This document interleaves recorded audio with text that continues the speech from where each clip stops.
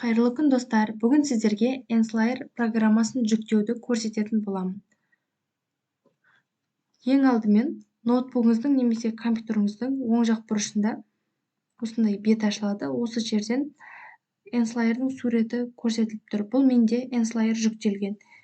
Сіздерде бұл шықпайды, өйткені сіздерде орнатылмаған. Ал егер орнатылған болса, осылай шығып тұрады.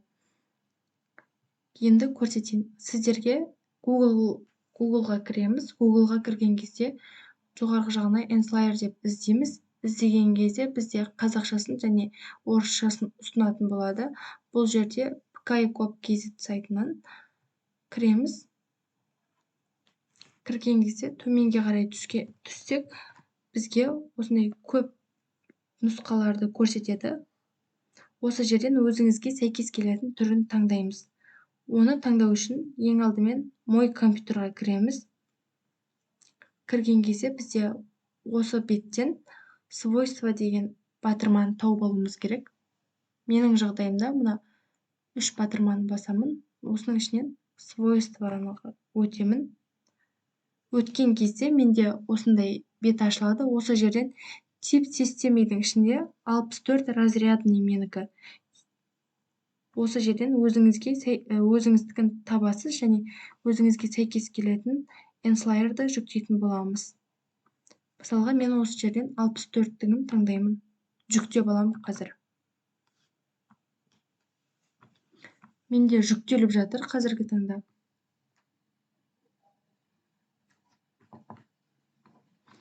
Осы жерден шығып кетем.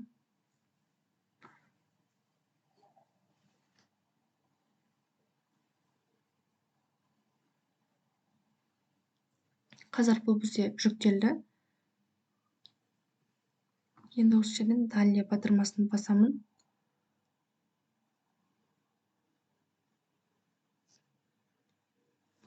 Қазір установка жүріп жатыр.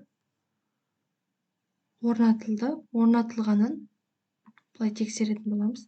Мына жерде менде шығып тұр. Сіздерде де орнатқаннан кейін осы жерде Enslayer шығатын болады.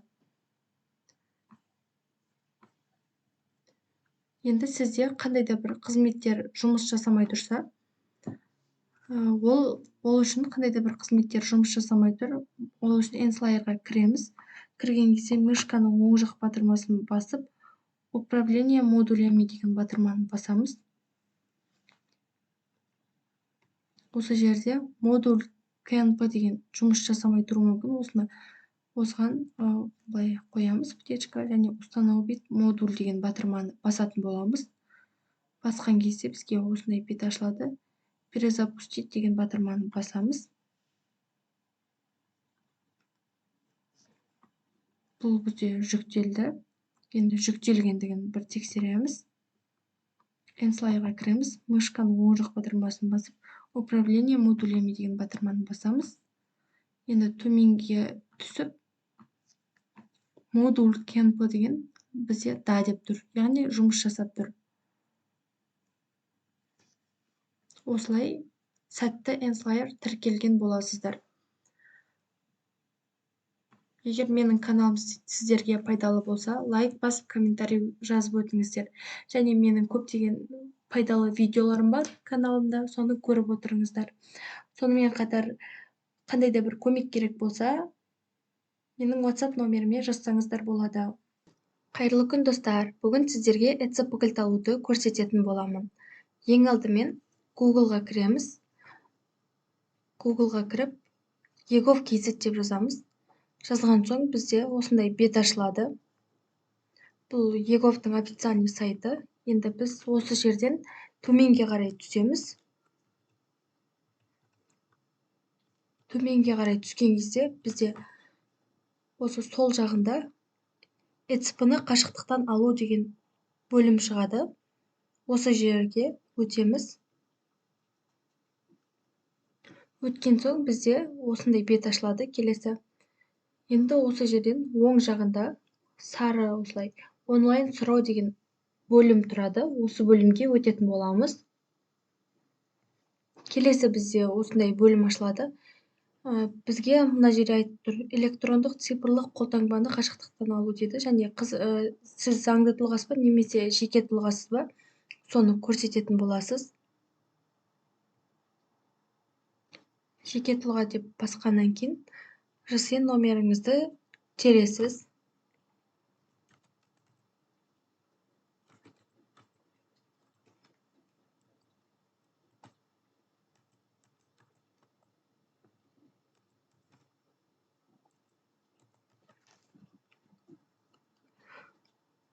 ЖСН-ді тергеннен кейін сұраныс жіберу батырмасын басамыз.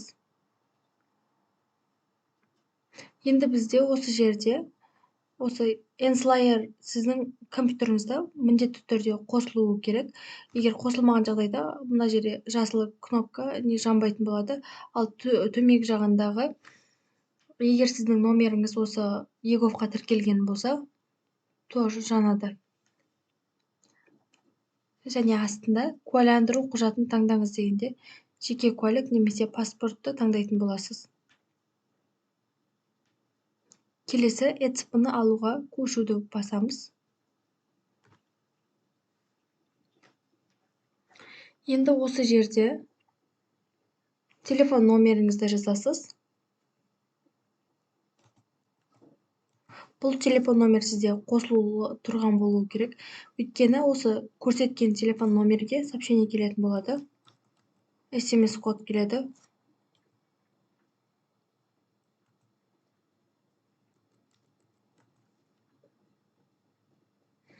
Ал жоғарғы жағына иінді жазасыз.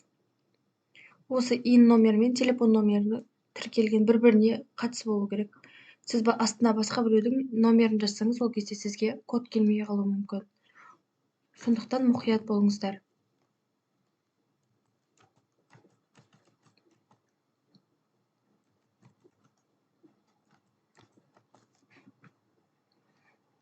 Енді төменгі жағындағы получить код деген батырманы басамыз. Қазір біз осы көрсеткен номерге SMS код келеді. Соны жазамыз.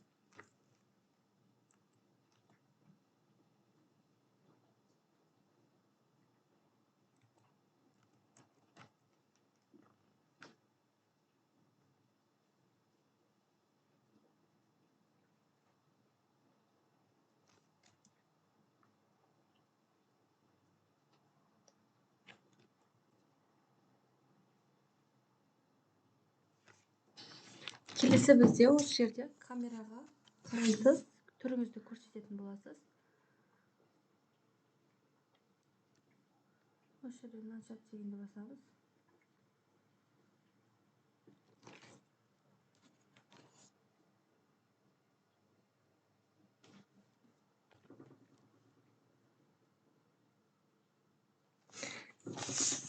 Міне осы жерде видео проверкадан өткен боламыз. Енді келесі разрешить етеміз. Осы батырманы басамыз.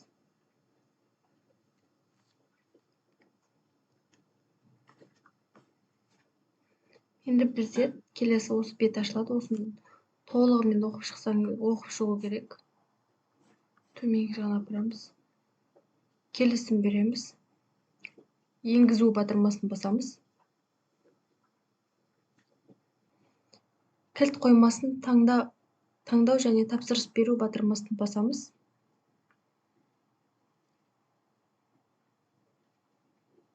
Сақтау орнын таңдайтын боласыз.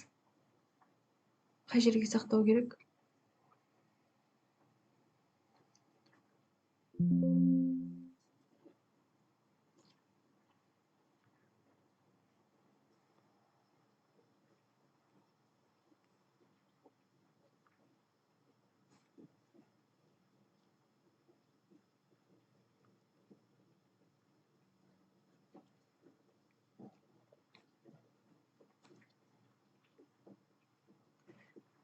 Енді төменгі жағындағы жаңарту батырмасын басамыз.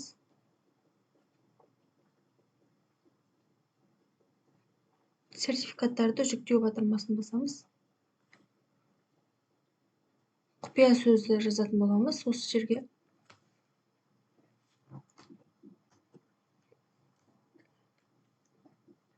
Ағылшын әріптерімен жазу керек құпия сөзді. үлкен әрпі және кіші әрпі, сонымен қатар сандар болуы міндетті. Құпия сөзді ұмытып қалмаңыздар, бір жерге жазып қоюларыңыз керек.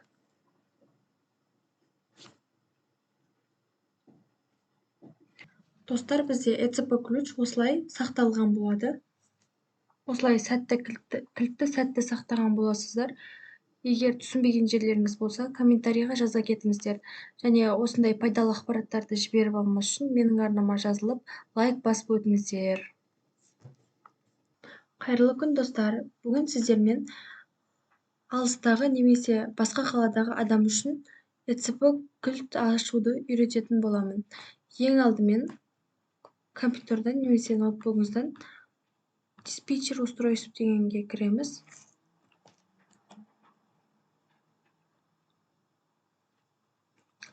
Кіргеннен кейін осындай бет ашылады. Осы жерден камера дегенге кіреміз. Бұл әркімде әртүрлі болуы мүмкін. Енді осы жерден камераны өшіреміз. Отключить устройство деген тұрады. Осы жерден да деген батырманы басамыз. Міне бізде камера өшті. Енді өтеміз. Енді келесі Егов.kz сайтына кіреміз Google'дан. Кіргеннен кейін төменге қарай түсеміз. Осы жерден ECP-ны қашықтықтан алу деген батырма тұрады. Соны басамыз. Келесі онлайн сұрау батырмасын басамыз.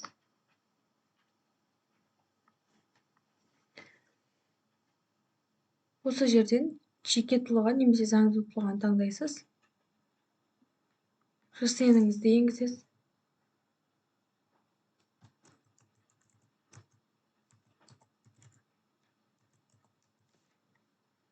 Сұраныс жіберу батырмасын басамыз.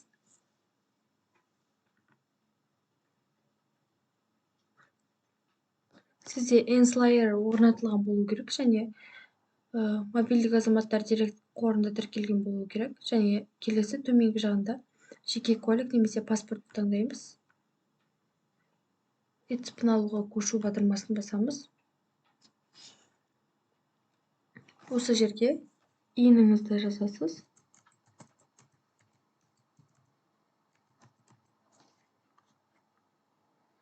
Келесі төменге телефон номерді жазатын боламыз.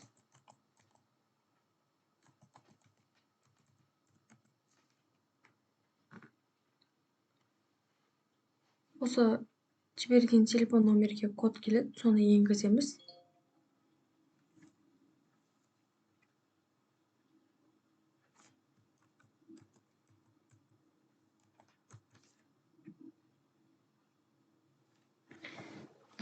Осы жерде бізде QR код шығады. Осы QR кодты телефонның камерасын қосып, осы QR кодты телефоныңыздың камерасын ашып, сканерлейміз. Сканерлеген кезде бізде осындай бет ашылады.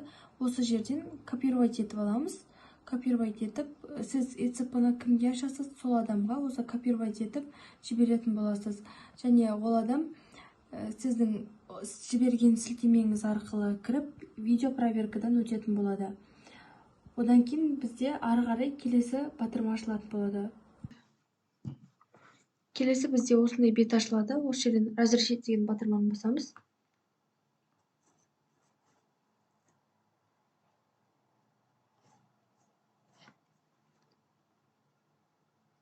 Және осыны төменге қарай түсіріп, келісім береміз.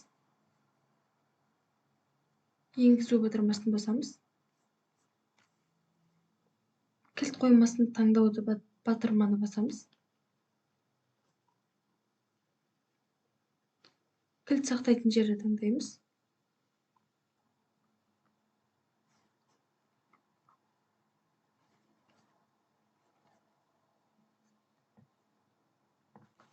Келесі бізде сертификаттарды жүктеу батырмасын басамыз.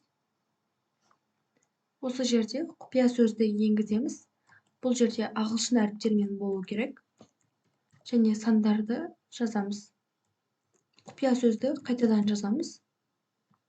Құптау батырмасын басамыз. Сіз осылай сәтті ECP ключті алған боласыз. Достар, бізде ECP ключ осылай сақталған болады. Егер менің каналым сізге пайдалы болса, лайк басып, комментарий жазып өтіңіздер. Осындай пайдалы видеоларды жіберіп алмас үшін менің арнама тіркеліп өтіңіздер.